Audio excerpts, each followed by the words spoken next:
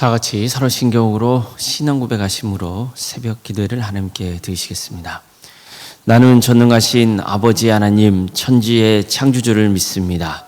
나는 그의 유일하신 아들 우리 주 예수 그리스도를 믿습니다. 그는 성령으로 잉태되어 동정녀 마리아에게서 나시고 본디오 빌라도에게 고난을 받아 십자가에 못 박혀 죽으시고 장사된 지 사흘 만에 죽은 자 가운데서 다시 살아나셨으며 하늘에 오르시어 전능하신 아버지 하나님 우편에 앉아 계시다가 거기로부터 살아있는 자와 죽은 자를 심판하러 오십니다. 나는 성령을 믿으며 거룩한 공교회와 성도의 교제와 죄를 용서받는 것과 몸의 부활과 영생을 믿습니다. 아멘. 찬송가 287장 찬양하시겠습니다. 찬송가 287장입니다.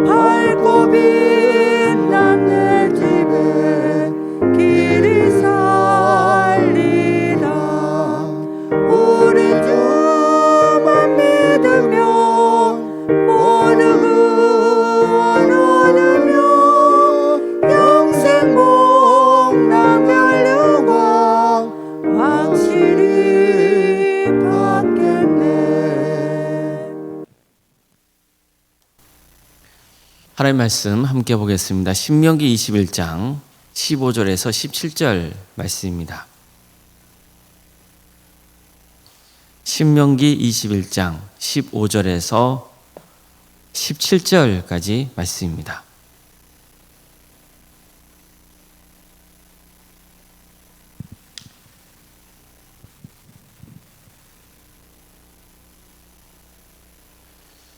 신명기 21장 15절에서 17절 말씀을 교독하시겠습니다. 어떤 사람이 두 아내를 두었는데 하나는 사랑을 받고 하나는 미움을 받다가 그 사랑을 받는 자와 미움을 받는 자가 둘 다 아들을 낳았다 하자. 그 미움을 받는 자의 아들이 장자이면 자기의 소유를 그의 아들들에게 기업으로 나누는 날에 그 사랑을 받는 자의 아들을 장자로 삼아 참 장자 곧 미움을 받는 자의 아들보다 앞세우지 말고 반드시 그 미움을 받는 자의 아들을 장자로 인정하여 자기의 소유에서 그에게는 두 몫을 줄 것이니 그는 자기의 기력의 시작이라 장자의 권리가 그에게 있음이니라. 아멘. 오늘도 새벽기를 드리며 하나님의 은혜를 간구하는 모든 성도님들의 삶의 자리마다 또 하나님께서 친히 세우시고 다스리시는 광주 동암교회 위에 하나님의 은혜와 평강이 늘 충만하기를 주의 이름으로 축원합니다. 모세는 가나안 땅 정복에 나서야 하는 새로운 세대를 향해서 마음과 뜻과 힘을 다해 하나님을 사랑하고 또 하나님이 주신 말씀에 순종해야 한다고 전했습니다. 뿐만 아니라 하나님 말씀을 구체적인 삶의 자리에서 어떻게 펼쳐가야 하는지에 대해서도 가르쳤습니다. 예를 들어 신명기 21장에서 전하고 있는 내용을 보면 범인이 누군지 알 수 없는 살인 사건이 발생했을 때 이 문제를 어떻게 처리해야 할지를 가르칩니다. 즉 어떻게 죄로 더럽혀진 공동체가 하나님 앞에서 성결을 회복할 수 있는지를 전했던 겁니다. 이 문제는 개인의 그릇된 이탈로만 봐서는 안 되고 공동체가 함께 책임을 져야 한다는 겁니다. 함께 죄를 회개하고 하나님께 용서를 구해야 합니다. 그래서 공동체의 성결을 회복해야 한다고 했습니다. 또 포로를 아내로 맞을 때 어떻게 해야 되는지도 가르칩니다. 그녀를 아내로 삼기로 했으면 포로로 대하거나 학대하지 말고 아내로 존중하고 잘 대해주라는 겁니다. 그녀가 전쟁 중에 부모와 생이별을 했거나 사망했을 경우 한 달 동안 부모를 생각하며 애국할 수 있는 시간도 줘야 한다고 했습니다. 이처럼 아내 될 사람의 마음을 잘 헤아려 주라고 했습니다. 혹시 아내로 맞은 후에 마음에 안 들면 노예로 취급해서 돈을 받아서 팔아넘기지 말고 그녀에게 자유를 줘야 한다고 했습니다. 핵심은 포로를 아내로 삼을 경우 아내를 종처럼 취하지 말고 존중하고 사랑해 줘야 할 대상으로 여기라고 가르쳐 준 겁니다. 또 오늘 본문을 보면요, 이제 상속의 문제에 대해서도 밝히고 있습니다. 모세는 이 문제와 관련해서 구체적인 한 사례를 듭니다. 어떤 사람에게 두 아내가 있었습니다. 그런데 한 사람은 남편이 사랑했던 여자고 다른 사람은 남편에게 미움을 받았습니다. 이런 상황에서 두 사람 모두 아들을 낳습니다. 당시에는 아버지의 소유 중에서 맏아들에게 두 몫을 주는 관례가 있었습니다. 그런데 공교롭게도 미움을 받은 아내가 낳은 자식이 맏아들이었습니다. 자, 그렇다면 사랑하는 아내가 낳은 아들과 미워하는 아내가 낳은 아들 중 누구에게 장자의 상속권을 줘야 하느냐는 겁니다. 오늘 보면은 그 기준을 정확히 정해줍니다. 맏아들에게 상속하는 맏아들에게 원칙이라는 거예요. 비록 사랑하는 아내가 낳은 아들에게 더 마음이 끌린다 해도 미워하는 아내가 낳은 자식이 맏아들로 태어났으면 그에게 상속권을 물려주라는 겁니다. 이걸 통해서 본문이 가르쳐주려고 하는 것은 사람은 자기 감정대로 일을 처리해서는 안 되고 원칙과 질서를 존중하고 지킬 줄 알아야 한다는 겁니다. 아무리 사랑하는 아내가 낳은 아들이 더 사랑스럽게 느껴지더라도 그보다 앞선 형이 있는데 아버지 마음대로 둘째에게 상속권을 줘서는 안 된다는 거죠. 이것은 변덕스러운 아버지로부터 맏아들의 권리를 보호해주는 가르침이라고 볼 수 있습니다. 사실 바로 앞에 등장했던 남자가 포로로 잡혀온 여자를 아내로 삼을 때 취해야 할 행동에 대해서도 마찬가지인 부분입니다. 변덕스러운 남편 때문에 아내가 된 여자가 고통당하지 않도록 보호해 주려고 기준을 정했던 거예요. 즉 남편이 포로된 여자를 아내로 취한 다음에 마음에 안 든다고 해서 어떻게 해요? 돈 받고 팔아넘기면 안 된다는 거예요. 그녀를 끝까지 아내로 존중해서 혹시 헤어지려 할 때도 그 여자에게 자유를 줘야 한다는 거죠. 이처럼 본문은 인간의 변덕스러움에 대해서 경고하고 있는 거예요. 오늘 본문도 마찬가지죠. 가부장제의 문화가 강한 사회에서 아무리 아버지라도 자기 감정대로 행동해서는 안 된다는 거예요. 아버지가 사랑하는 아내의 자식만 사랑하고 미워하는 아내의 자식을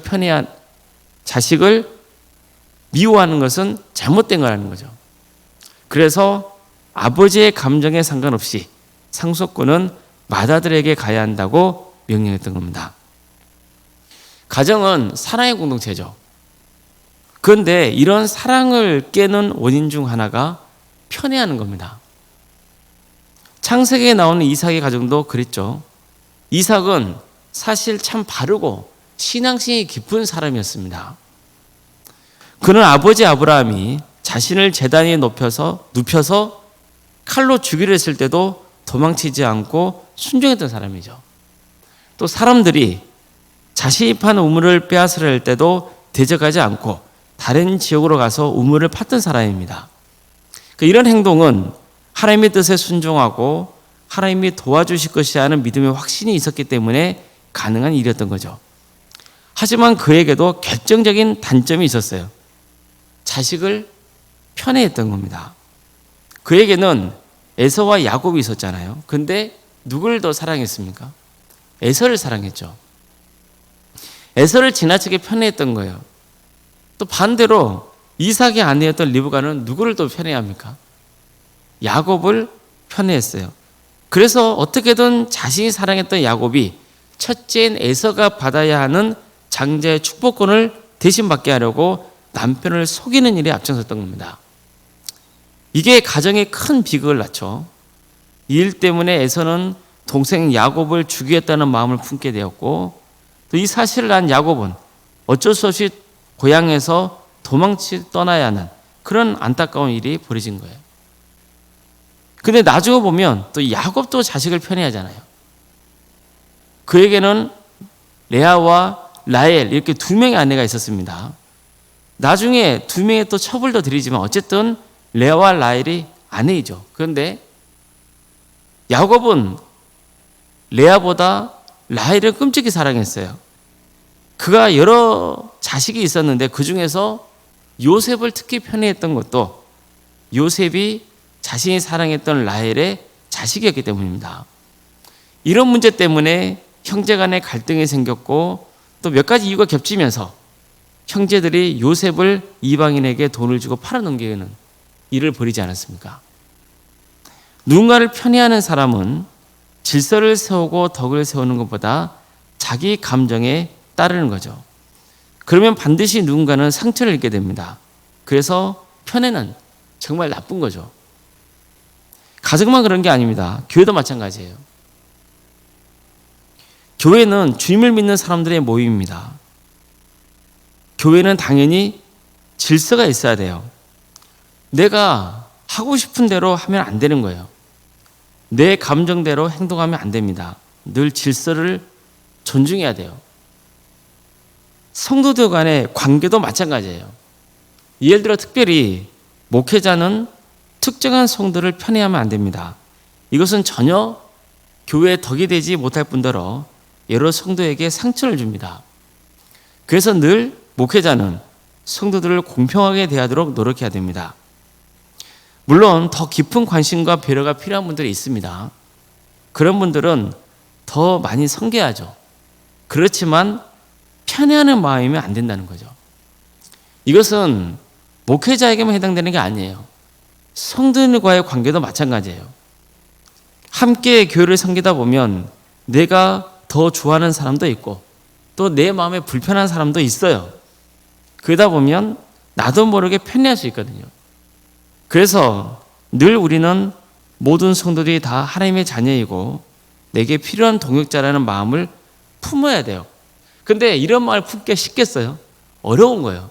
그렇기 때문에 늘 우리는 하나님의 말씀을 들어야 되고 그 말씀을 되새기면서 어떻게든 성도들을 공평하게 대하도록 노력해야 되는 거예요. 내 감정대로 행동해서는 안 돼요. 늘 모든 성도들이 다 하나님의 자녀이며 내게 필요한 동역자라는 마음을 품어야 됩니다. 내 감정에 치우치지 말고 하나님의 뜻을 구하면서 또 교회의 질서를 존중하고 덕을 세우는 일에 힘써야 되는 거예요. 그래야 가정도 교회도 사랑을 지킬 수 있습니다. 그렇지 않으면 시기와 다툼과 반목과 무질서와 분쟁이 끊이지 않게 되는 거예요. 이런 것들이 다 상처를 남깁니다. 그래서 교회는 늘 질서가 있어야 됩니다. 어떤 교회 행정적인 질서는 말할 것도 없고 관계에 있어서도 질서가 있어야 되는 거예요. 편애해서는 안 됩니다. 늘 모두가 하나님의 자녀라는 것, 또 예수 그리스도의 중심이 되신 그 공동체가 있고 또 우리는 그 주님의 각각의 쓰임을 받는 지체라는 것, 그것을 마음에 새기면서 신앙생활을 해야 되는 겁니다. 사랑은 그런 거예요.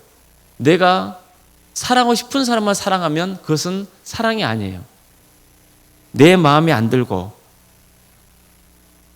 뭔가 관계적으로 힘들다 할지라도 그런 사람도 품으려고 애써야 되는 거죠.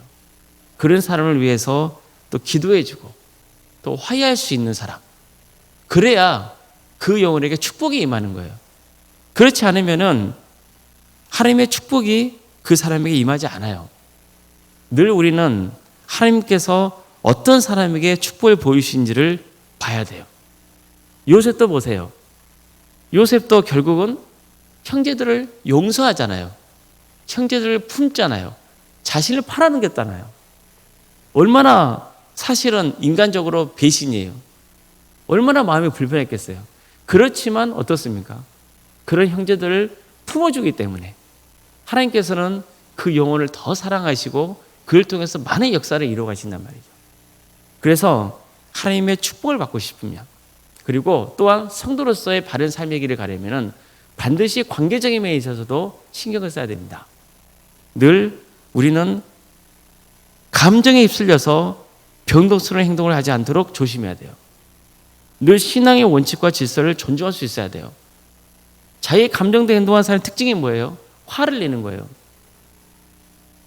자기의 감정을 사람들에게 표출해 버리는 거예요. 교회에서도 그런 일들이 벌어진단 말이죠.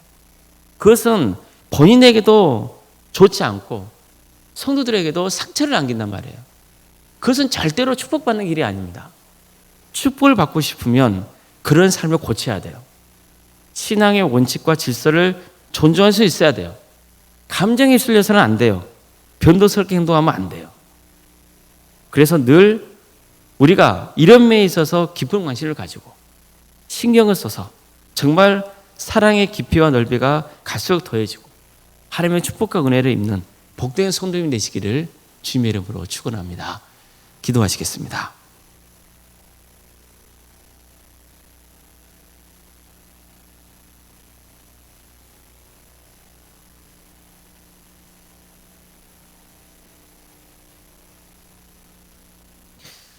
사랑하는 하나님, 오늘도 우리에게 새로운 날을 허락해 주시고 하나님의 은혜 속에 살아갈 수 있도록 인도해 주셔서 감사드립니다. 하나님께서 우리에게 너무도 귀한 말씀을 주셔서 그 말씀을 통하여서 어떻게 우리가 살아갈 때 하나님의 축복이 임하는지를 가르쳐 주십니다. 오늘 본문도 우리에게 너무도 귀한 삶의 태도를 가르쳐 줍니다. 자기 감정대로 변덕스럽게 행동하지 않는 신앙, 차별하지 않고 질서를 존중하며 늘 하나님의 뜻을 구하고 하나님의 은혜 안에 축복받는 길을 가기를 소망하는 그런 말씀을 주신 것에 감사드립니다. 우리 모두가 이 말씀에 순종하여서 사람을 편애하지 않고 공평하게 대하며 또 감정대로 행동하지 않고 변덕스럽게 행동하지 않고 그저 겸손하게 묵묵히 주님의 질서를 따르며 섬기며 살아가는 복된 인생들이 되게 하여 주시옵소서. 그래서 하나님의 축복과 은혜를 입는 거룩한 역사가 있게 하여 주시옵소서. 주님, 우리는 늘 하나님의 축복을 바라지만 축복받을 만한 행동을 하지 않을 때가 참 많이 있사오니 주님께서 우리의 잘못된 부분들을 깨우쳐 주시고 회개하게 하여 주시고 또 변화시켜 주시옵소서.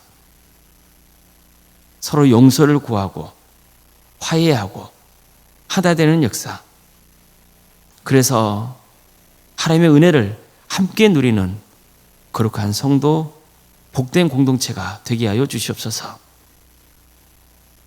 인간의 그릇된 모습 때문에 편애하여서 가정이 불행해지고 망가지는 일이 없도록 늘 우리를 지켜주시고 하나님의 뜻 안에 주의 말씀에 붙들고 나아가는 역사가 있게 하여 주시옵소서.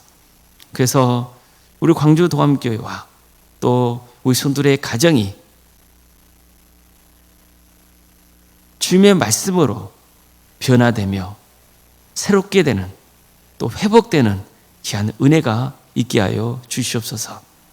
사랑의 하나님, 우리 성도들의 삶 가운데 주께서 늘 동행하여 주시고 특별히 어려움에 처해 있는 성도들을 불쌍히 여기셔서 치유하여 주시고 회복시켜 주시옵소서.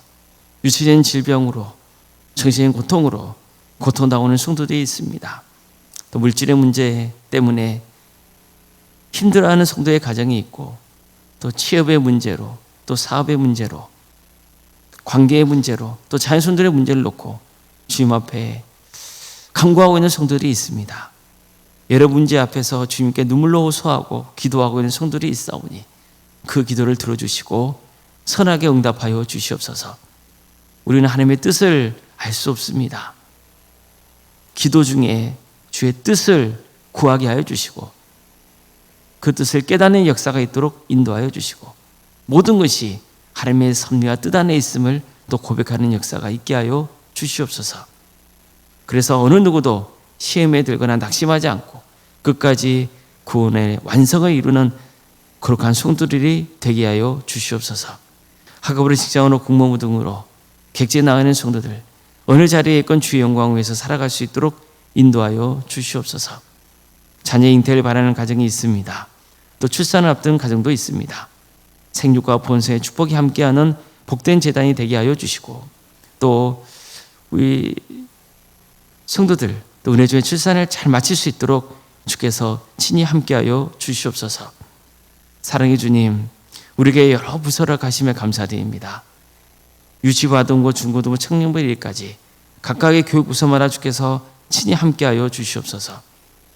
주님, 그들에게 믿음의 씨앗이 뿌려지게 하여 주시고 언제가 때가 되면 열매 맺는 귀한 은혜가 있게 하여 주시옵소서.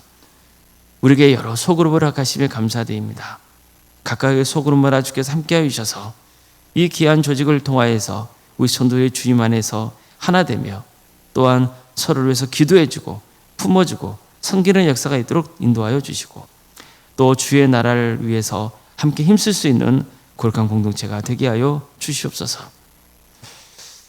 특별히 이번 주에는 항정지 피택자가 이제 항정직으로 세워지는 그런 예배를 드리게 됩니다. 이런 모든 과정 가운데 주께서 친히 함께하여 주시고 세워지는 항정직 직분자들을 통하여서 우리 광주 도암교회가 더욱더 든든히 세워지고 또한 그들의 신앙이 더 깊이 자라는 역사가 있게 하여 주시옵소서. 원로생활 사모님을 기억하여 주셔서 성령 충만케 하여 주시고 평안의 축복을 보여주시며 신앙이 명가로 세워지는 역사가 있도록 인도하여 주시옵소서. 오늘 저녁에는 수요일밤 예배로 모이게 됩니다. 우리 모든 성도들이 이 예배 가운데 함께하여서 하나님을 높이며 또 주의 뜻을 바르게 깨닫고 그 말씀을 붙들고 살아가게 하여 주시옵소서. 이 날을 주께서 불쌍히 여기셔서 하나님의 공의와 정의가 바로 세워지게 하여 주시고 하나님에 대해 평화로운 통일이 이루어져 북한 땅에 많은 교회들이 세워지며 수많은 영혼들이 주께 돌아오는 역사가 있게 하여 주시옵소서. 사랑의 주님, 하나님의 나라를 위해서 헌신하고 있는 목회자들과 선교사들이 있습니다.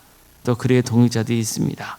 주님께서 친히 함께하여 주셔서 그들의 헌신을 통하여서 많은 영혼들이 주님께로 돌아오는 역사가 있게 하여 주시옵소서. 주님, 새벽기도를 드리며 하나님의 은혜를 간구하는 성도들이 있습니다. 주님, 그 기도를 들어주시고 하나님의 때에 가장 좋은 곳으로 응답하여 주시옵소서. 모든 걸 주님께 의지하오며 살아계신 예수님의 이름으로 기도드리옵나이다. 아멘. 하늘에 계신 우리 아버지, 아버지의 이름을 거룩하게 하시며 아버지의 나라가 오게 하시며 아버지의 뜻이 하늘에서와 같이 땅에서도 이루어지게 하소서.